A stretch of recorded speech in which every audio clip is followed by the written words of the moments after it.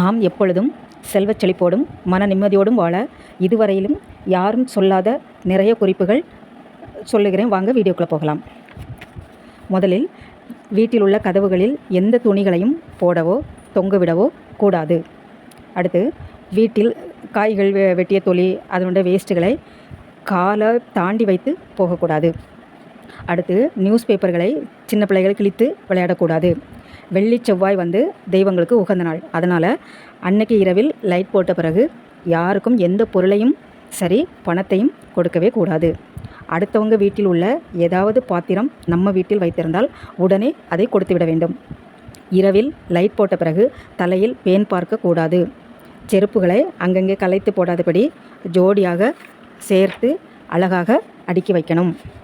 சேர், sofa, கட்டில், திண்ணை இப்படி எதன் மீது இருந்தாலும் காலை ஆட்டக்கூடாது. வீட்டில் உள்ளவர்கள் வெளியூர் செல்வதாக இருந்தால் அவர்கள் புறப்பட்டு போன பிறகு வீட்டை பெருக்கவோ துணி துவைக்கவோ குளிக்கவோ கூடாது. 2 கைகளையும் கொண்டு ஒரே நேரத்தில் தலையை சொரியக்கூடாது. வெள்ளி செவ்வாய் கிழமைகளில் முடிந்தவரை துணி துவைக்காமல் இருப்பதுதான் நல்லது.